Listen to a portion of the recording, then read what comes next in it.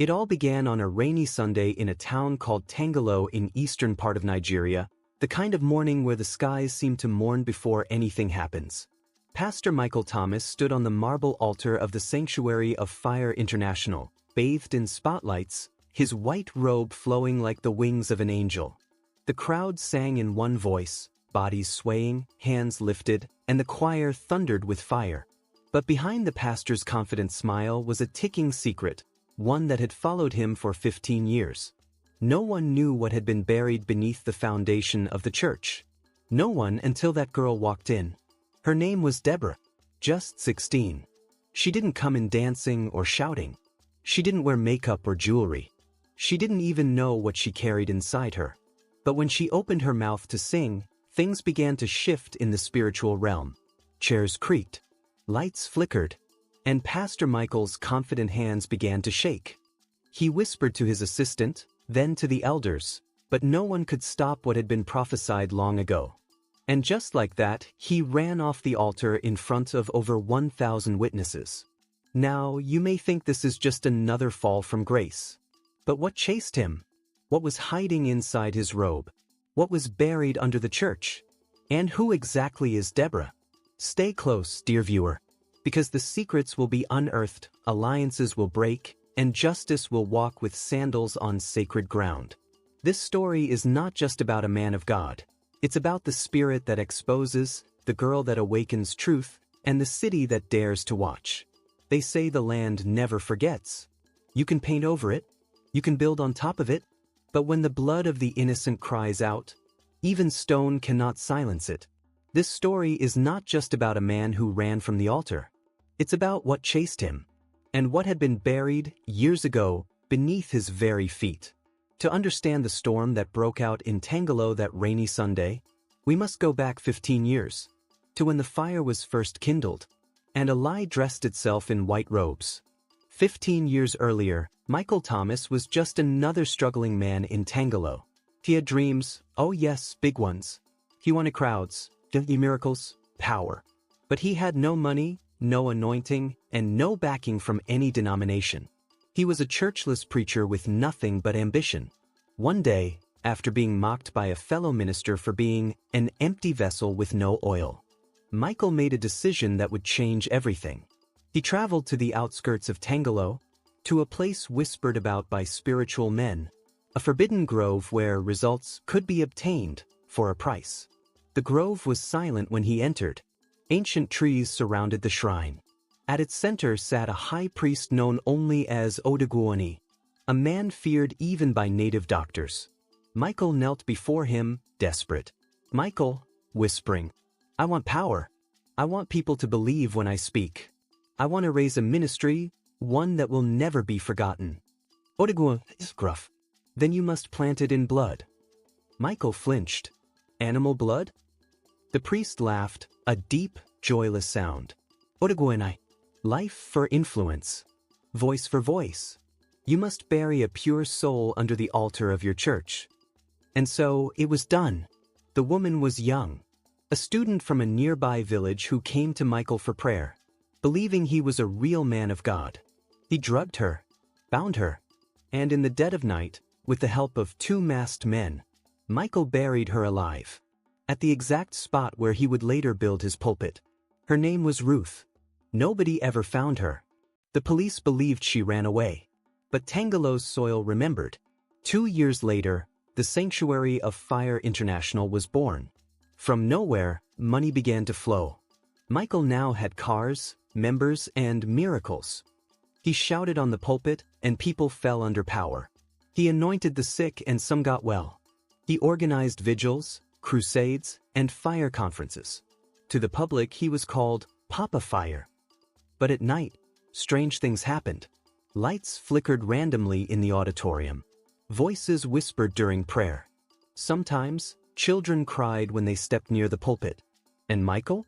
He never slept without soaking himself in oil and hiding a bell under his bed. One rainy evening, an old blind man wandered into the church compound. He wore tattered clothes and had a long wooden staff. Nobody knew who he was. But as the workers mocked him, he lifted his face to the sky and declared, Blind man shouting. This altar is crying. A girl will come. When her voice rises, the ground will remember what it holds. And the man in white will run. They laughed. Pastor Michael didn't. He ordered his guards to beat the man and throw him out. But that night, Michael dreamt of Ruth. Her face, half covered in soil, singing. He woke up screaming. Over the next few years, cracks began to appear. Not just in the building but in the spirit. The church generator exploded twice during choir practice. The lead worshiper collapsed mysteriously and lost her voice. A baby dedicated on the altar died the next day. Members whispered, but dared not speak aloud. Each time something strange happened, Michael shouted louder from the pulpit. He increased fasting programs. He blamed witches.